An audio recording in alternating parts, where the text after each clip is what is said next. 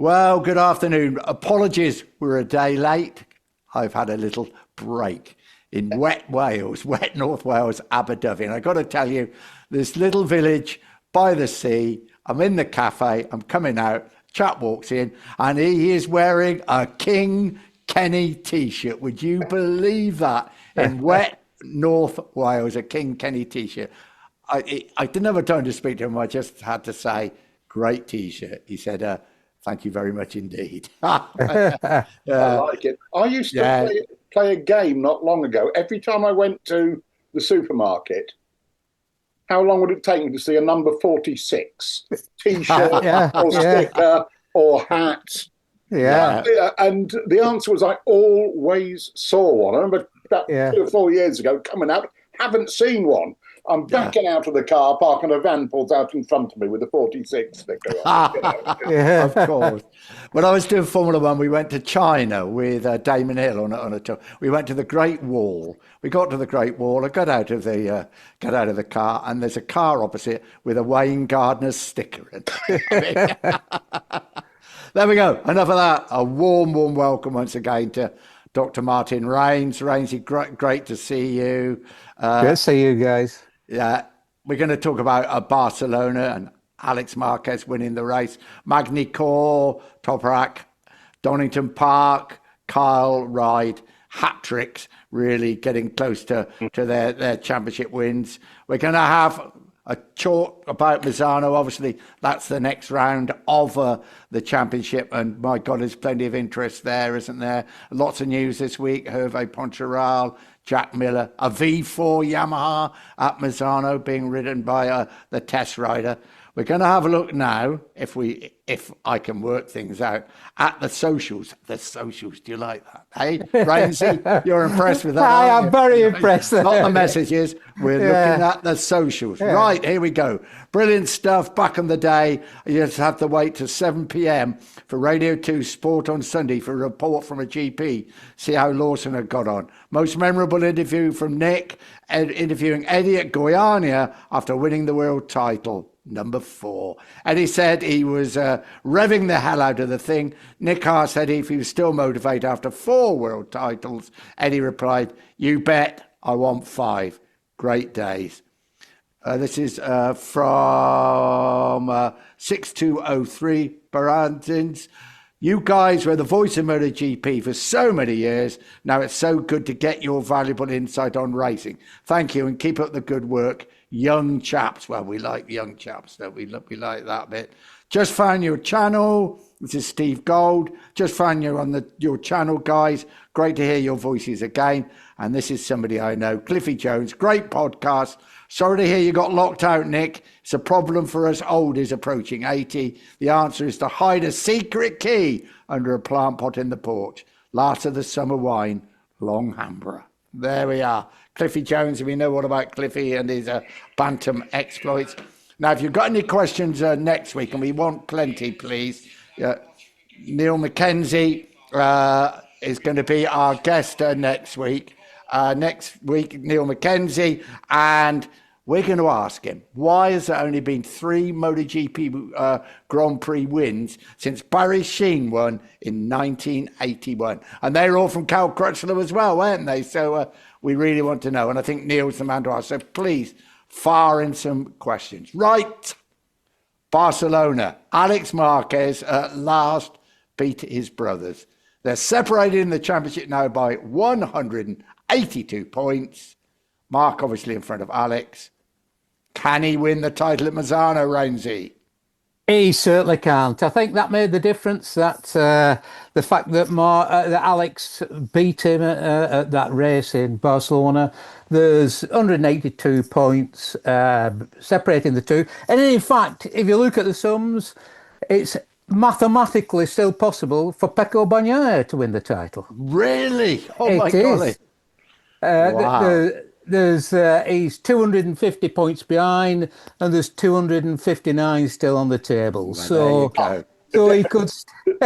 I'm not going to the bookies. No, absolutely. What sort of odds would you get? Yeah. No, so that will probably be after the sprint race at Misano, you could put the last name of Marquez on the trophy. Yeah, the guy that's doing the Yeah, absolutely. engraving. Yeah. So he doesn't have to rush it at the end. He Yeah, can put the last name on. yeah. But surprisingly, when I looked at the numbers, I was surprised that Pecco, but is still in with a chance. But of course, there's lots of points still on the table with the sprint. Yeah, there are with the sprint race. Yeah, as well as the main race coming up. There's 37 points each weekend. So it is still possible. Japan, I think we all agree, is probably a place where it will happen. But after Japan, there's still 5 rounds, and at that, there's 185 points still on the table. There's lots of permutations and combinations. Course, but basically, Mark over Misano and Japan would have to make up 3 points on Alex in order to win the title in Japan. So that's sort of the bottom line. He's got to extend his championship lead by 3 points. Absolutely. So he's only got to beat him once. Effectively, yeah.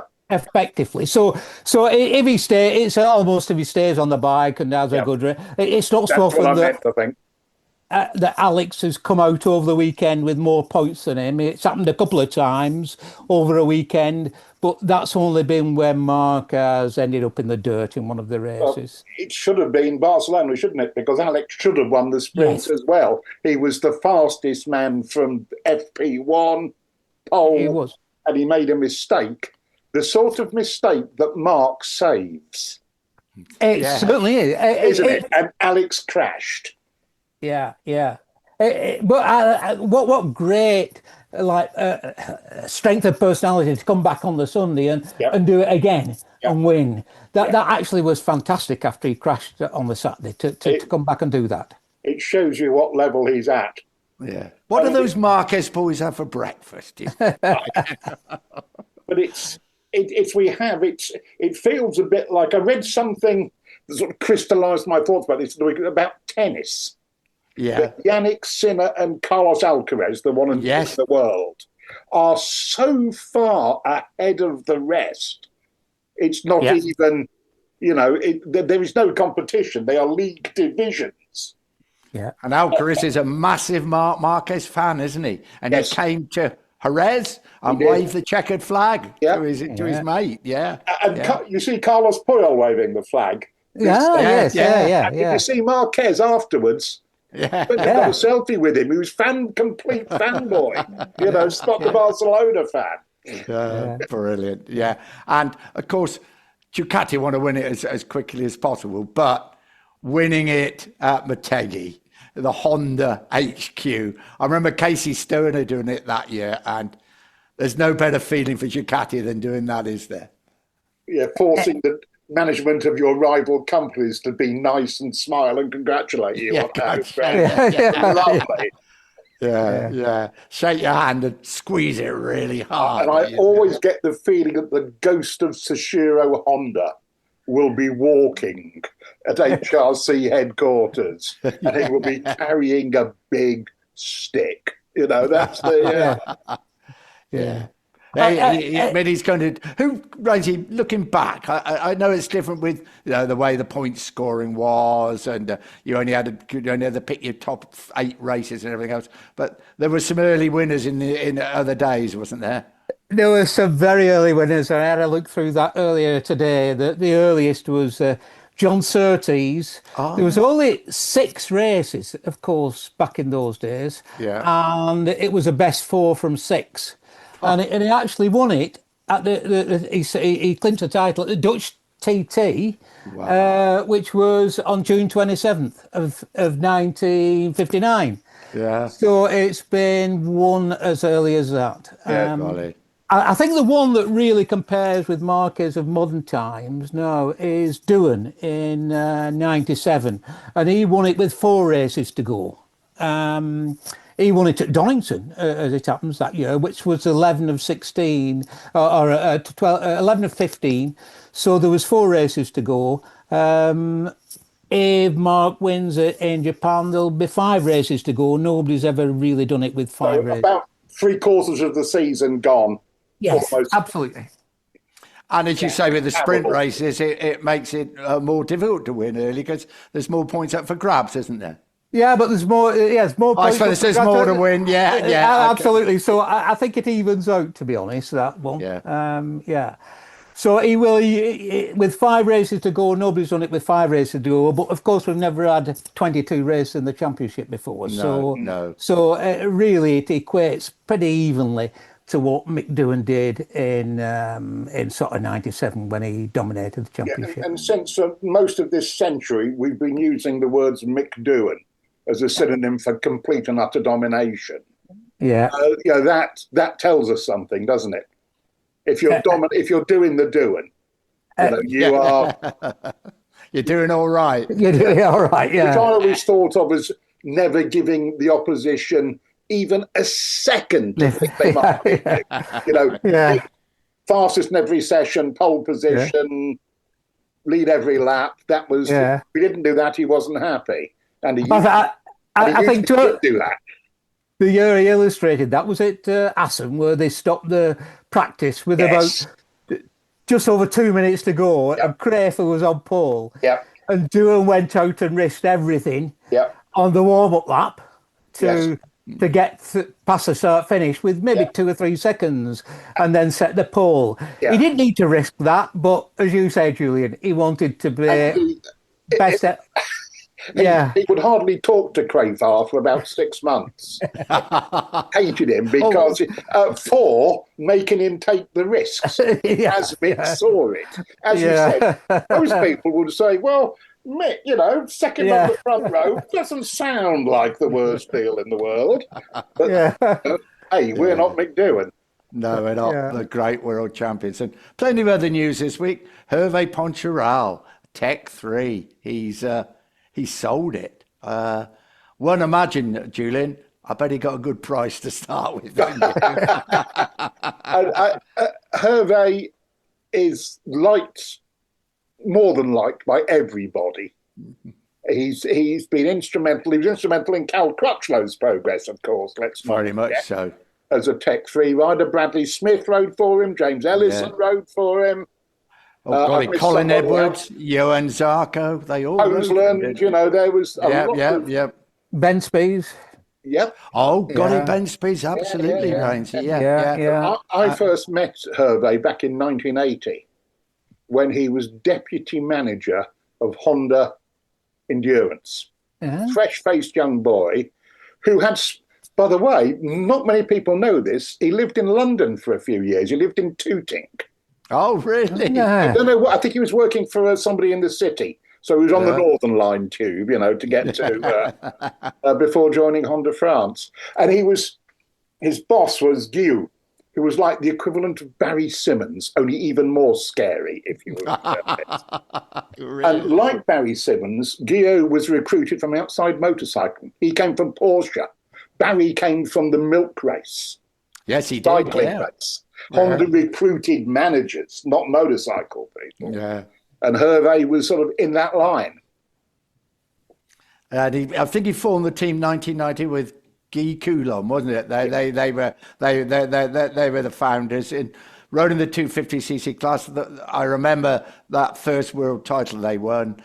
2000, Phillip Island, that amazing, was it an amazing race? But Olivier Jacques and Shinya Nakano, were they on Yamahas? I think they were. Yeah, they were, Those lovely silver Chesterfield Yamahas. That's right, And Olivier Jacques followed Shinya the whole race around Phillip Island, and everybody knew exactly what was going to happen. Probably Shinya Nakano knew exactly what was going to happen. As they come out that last corner, out of the slipstream, crossed the line and won the world title from the Japanese rider. Just an amazing, you got to admire his patience, I think, more than anything. I don't think I could have waited that long. He picked a more top-endy engine setup. Yeah. Barrels and exhaust, apparently. And Shinya had gone for the slightly torquier. Yeah. And so Olivier knew he had the ammunition. As you say, Nick, absolutely knew it. And I wasn't in the press conference because I was commentating, but my friend was. and she reported that Valentino said after the race, "Hey, if I am Nakano, I shoot myself." Yeah, of course, Valentino had started then, hadn't he, in the MotoGP, the 500 500, yeah. As it was then. They'd waited a long time for that first win in MotoGP, but it came Miguel Oliveira on the KTM, wasn't it, in Austria? I think 2020, was it? Yeah. Yeah. So, yeah. An application of brain power, if ever there was one. Yeah. But do you ever see that again? Look how Miguel squared off that last corner just to get the run, because he knew that Paul and Jack would be fighting in the sandpit or paying to get back. And he just set it up for the run. And, you just have to think, he must have gone past and laughing his inner out. But Hervé, we all witnessed the progress, the enormous expansion of MotoGP and the likes of Mike Trimby, Carmelo Espeleta. And I got to say, Hervé is right there with him, didn't you? As a long-time president of IRTU, of course. Yeah, that's right. And he was a guy when he formed the team, like so many team managers in Formula One as well, those multimillionaires in those days, desperate for sponsorship, drove the truck, probably cooked the meals, did everything. They all came up the hard way, didn't they? They deserved the success that they see now. A privateer setup, as you say, Nick, effectively. Occasionally with factory machinery, those 250 Yams were works, but it shows you what you can do, as you say, with experience. Yeah. Good management. And total enthusiasm and dedication, and just put absolutely, and finance, put everything on the line. And I think the third man, in Tech 3 was 3 people. And I can't remember the name of the third man because we never see him, but he's the finance man. Yeah. Who stays at home in Bormes-les-Mimosas and down on the Côte d'Azur, you blame him. The headquarters there are in a beautiful place, aren't they? Yeah, the Tech 3. Well, good luck, Hervé. I'm sure we're going to see you at plenty of the races, but thank you for everything you've done. I think the other interesting news, Jack Miller is going to remain with a Yamaha in the Prima Pramac team, and we'll have Toprak, who quite likely now is going to be the World Superbike champion. And I think that's a really clever move by Yamaha.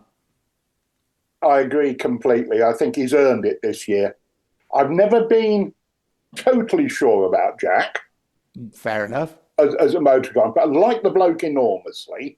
Yeah. Love his attitude, love his enthusiasm, but I've never been sure about him, as a title challenger, let's put it that way. Yeah. But as a team member, as, a bloke to... And has have a teammate as well, and a new man coming in. Great bloke to put an novice next to. Enormous responsibility on his shoulders, isn't he? Jack's got to help him a great deal. I'm sure you got to feel some sympathy for Miguel Oliveira, though. Yeah, you have. Yeah. This season, he's had a lot of bad luck. He seems to be knocked off and crashed, and so on. And I think it was a tough choice I think I would have found it a tough choice between him and Jack, to be honest. Yeah. Miguel has had that worst thing a rider can have, bad luck. Basically. Yeah. And lots of injuries, multiple Grand Prix winner.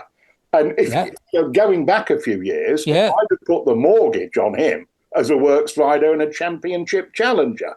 Yeah. Remember when he was fighting Danny Kent for the Moto3? Yeah. I certainly do. We knew he was a machine. Yeah. Was in Moto2. I remember running into Brad Binder, his teammate, at, I think, an airport in Malaysia. Yeah. When Brad had just spent the entire race chasing Miguel. Yeah. Couldn't get past him for the second race in a row. And Brad looked like he'd been through the mill. And he just looked at me and said, Miguel's a machine. Yeah, And that's coming from Brad Binder. yeah. It's some compliment. So I share Martin's admiration. The rumour mill says he'll be joining BMW World Superbike to be Really Petrucci's cool. My golly. That is Dave. one hell of a signing, that is. Yeah. That's a tough gig, though. Yeah. Yes. Yeah. I would have liked to seen him stay on as a test rider for Yamaha. I think that would have been a real good move by Yamaha I to would get a agree. real up to date Grand Prix winner, as you say, as a test rider with his, especially with the new bike coming along, possibly. Yeah. They've just re-signed Fernandez for next year and 27. So Yes. But like Dovizioso has also been test riding the V4 and has been doing a lot of work for Yamaha, hasn't I he? agree with. I'm surprised. I'd agree with Martin. I'd have thought he would have been snapped up by somebody. Yeah. But there again, the payday to wrestle with that BMW will must be extremely attractive. Yeah. So what about the V4? You lads are the experts on this side of racing back. Obviously, they've tested it, and the test rider, Fernandez, is going to ride it at Misano. It's necessary, isn't it, Rainsy, that they do progress, or is it? I think that it's very tough for them to go with a V4 against all the other manufacturers that have had enormous years and years of experience of making a V4. But they must feel that they are absolutely at the limit with the current setup to do it, because it's not just the engine. You're not just making an engine and slipping that engine into your current chassis, because the shape of the engine, it's perhaps a bit longer, narrower, and therefore you have to redesign all of your motorcycle. So all that experience they've got from all the time in MotoGP, to some extent goes out the window. They have to start, not totally out the window, but of course it's difficult. It's not an easy task now. And they're up against all the other V4 manufacturers that have got 20 years experience perhaps of making V4s, and it's tough. But all I can think is they must think they're absolutely at the limit with the current setup, and no matter how well they get it running, it's actually never going to win them the championship. So they're taking the risk of going to the V4. And if they're going to do it, it's the right time to do it, because in 2027, if they get some experience from now to then, everybody to some extent is a level playing field, or a leveler playing field, not completely level. It wouldn't be a surprise, would it, to see next year being basically a development year. Yes. And then having to keep suffering next year, results terms, to be on the same page in 27. Absolutely. I would have thought if by the end of next year they're getting the results with the V4 that they're getting with the current model. Yep. By the end of the year, if they challenge him for the podium occasionally by the end of next year, that would be a fantastic year of development. And they do have Fabio Quartararo, who I still have this sneaking suspicion is probably the second most talented rider out there. Yeah. I agree with you, Jules. I think he's, if you look what he does on that bike, in comparison to others on Yamaha's, and we've said that Miguel Oliveira is no mug, Jack Miller, Alex Rins, sadly, seems to be struggling, but it is... I think if you compared his level to other Yamaha riders, it's probably higher than Marquez's level to other Ducati riders. If you look at the lap times, the difference, what he's doing on that Yamaha. You've got to go to Superbike and look at Toprak's BMW time. Yes, absolutely. Where's Mickey Vandermark, his teammate, the Works team, hundreds of points behind him. Never mind the privateers and satellite BMW boys. Which is why I would be inclined to agree with you that Petrucci and Miguel may have to look forward to a year of a good spanking, courtesy of Mr. Booligan next year. But we shall see. Oh, gentlemen, 10-minute warning. Rightio. Whoa. Misano, wonderful memories, great races. But for me personally, A lot of sadness is there. A lot has happened at Mazan that I will never forget. 1993, of course, Wayne Rainey's accident when he was chasing the world title that from which he was paralysed. I think it's a day anybody was there will never forget. He'd won the previous round in Brno. I remember him and Kenny in that airport hotel in Vienna. We've been there a few times, absolutely celebrating and going completely crazy and having a great time. And then Kenny had planned putting a massive effort into Laguna Seca, the American Grand Prix, because he was so disappointed at the lack of American media coverage, and they put a massive effort in, and Wayne Rainey was the man. And then what happened there obviously was a terrible thing. And when you're in a paddock, when this sort of thing happens, first of all, it's a buzz, and then there's people talking in little huddles, and then just a silence comes over the paddock. And when that comes, you know something pretty awful has happened. And the other memory, sorry to go on a bit, Showa Tomozawa, the 19-year-old Japanese rider who lost his life there in Moto 2. I'm a 60-year-old. The lad was 19. He was just so friendly. Such a nice guy. He won that, I think I'm right, Rains, in the very first Moto 2 Grand Prix, didn't he, in Qatar? He did. And he was a terrific rider. And just such a 19-year-old, just such a nice guy, and for him to lose his life. Utterly lovely bloke. And before that, he'd been running that Privateer 250. Value about 10,000 quid, and giving £1 million Aprilias a hard time. He was most importantly, he was a lovely bloke. He was also a very, very good motorcycle. Oh, my golly, wasn't he a good rider? And the other person I got to mention, it wasn't a motorcycle accident, but it was just outside the Misano circuit, and that cycle accident, 2017, the great Nicky Hayden. And I think we've all got wonderful memories of Nicky Hayden winning that world title in 2006. I mean, talking of nice blokes, dear me. Oh, but there you go. Well, that's it. That's exactly right, isn't it? Yeah. And fast. I mean, I'm fast. Yeah. And his dad Earl, and just everything about them. They're just great family. Those wins at the win at Valencia when he won the world title was unbelievable. But the two wins at Laguna Seca were just out of this. That Valencia win sticks in my mind more than any other day I have spent at a racetrack. Really? Yes. Yeah. I think it does. And what was said afterwards, your press conference, there was just a round of applause, that no whooping and hollering in the American style. No, not at all. Forever. Yeah. No, it was. It was fabulous. And, saying that I'd want to hear nothing from any of you. He's talking to his fans, the Italian press. Yeah. I don't want to hear any moaning. Nicky, is a great champion, great guy. And he said his dad came to me. He did, straight after the race. After Portugal. Yeah. To congratulate me when Nick had been knocked into the weeds. Oh my God! He didn't get angry very often, did he? But my God, he was angry with Danny Pedrosa. I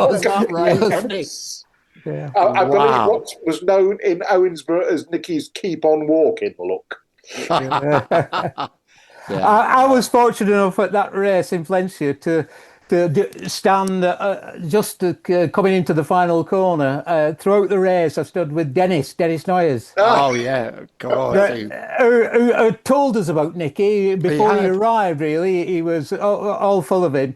And to stand with Dennis while the American won the World Championship, like you, Julian, that is one of the special days of my time watching in the paddock in MotoGP. It was just me and Dennis celebrated together because we both were so keen that Nicky won. It was a great moment. Yes. It was proof that a good guy can win. Yeah. And, an acquaintance of mine was in the stands, surrounded by Rossi fans. He was the Spanish Rossi fans. Not a horrible atmosphere, a jolly atmosphere. No. And Nicky won, and after Jackie Flank, he was just being slapped on the back all the time. Hey, campione, and it was just wonderful because nobody could deny Nicky that title. Kenny Roberts said it was the greatest World Championship year ever. I don't like to make a habit of arguing with Mr. Roberts. No, you don't want to argue with Kenny. Even when he's wrong, you don't argue. No, exactly. And I would argue he's not wrong, Yeah. But that last season of the 990s was epic. Yeah. Oh, my golly, yeah. And you can go just outside the Misano circuit where the terrible cycling accident happened. But at the junction there's always flowers there. And I remember going the year after it had happened. Yeah. Super Guy and Earl, his dad, what a partnership. What a wonderful, refreshing, wasn't it? Refreshing. Yeah. Till he got out on the track, he could be as tough as them all, couldn't he? Oh, that Valencia race, he tried to put Valentino in the wall on the run. No mercy. Yeah. Oh, look, there's an ex-dirt tracker there. Yeah. Right. World Superbikes, Magny-Cours, hat-trick for Toprak. 9 races remaining, 34 points. It's going to be a brave man to bet against him, isn't it? Well, yes, and here's the two, him and Buliga. These are the two I should be conferring to Sinak and Alcaraz in tennis that are so far ahead of the rest. It's not even a contest. Yeah. And I just want to see Toprak on a Motor Grand Prix bike now. Oh, yeah, it's going to be terrific. At Donington Park, British Superbike Championship. Oh, Kyle Ryde, hat-trick for him. And he's opened up a 20-point lead over Bradley Ray. And they're going into the showdown, which I don't really understand, but I know the next round's in Assen. Yeah, I don't like the showdown. I'm not going to go on about it. But Kyle Ryde is doing what you do to win a championship. No DNFs. Yeah. Always on the podium. Yeah, Brad Ray's beaten him more often than other way round. But Brad's had DNFs. Brad's had a bad weekend at Donington. Kyle is showing how you win a championship. You wouldn't have thought that, though, at the start of the season, would you? Absolutely Brad Ray was so dominant, and it's difficult to see what's happened. And I think perhaps it shows how much confidence is important in motorcycle racing. He was full of confidence. He had a bad weekend, and it sort of set him back a little bit. Exactly. Nick, you've got the 2-minute warning, mate. Rightio. Well, as I say, we've got Neil Mackenzie on next week. We really want some questions. There was Neil, rode in the 80s, podium finisher, but never won a Grand Prix, as did none of the British riders, Ron Haslam, Rob McElnay. They didn't do it. And then, of course, he came back, won the British Championship, and then saw his son do a season in Moto2. I want to ask Neil, I know you do as well, please ask him, why, since 1981, when Barry Sheen won in Anderstorp in Sweden, there's only been 3 British winners of a MotoGP race, and that's one guy, and that's Cal Crutchlow. What's the reason? I can't understand it. Rainsy, can you understand it? I think there's a lot to it, but I'm very, very interested in what Neil has to say, because we know he's been involved at all levels. At all levels since that time. Yeah. So and he's so experienced and understands the sport that it'll be very interesting to hear what he's got to say. Yeah, I think it's a good call, Nick. You did well getting him, because he's the man best qualified to pronounce on this question. Yeah. So please, questions for Neil Mackenzie. Rainsy will be back with us very soon indeed. We love having Rainsy on. Many thanks, Rainsy. We thoroughly enjoyed it. As always, we've enjoyed it. Sorry it's a day late, but there you go. We'll be back on course, back to the normal timings next week. Thanks, everybody, for listening, and see you next week. I thoroughly enjoyed it, Nick. Thanks for inviting me on. You're very welcome.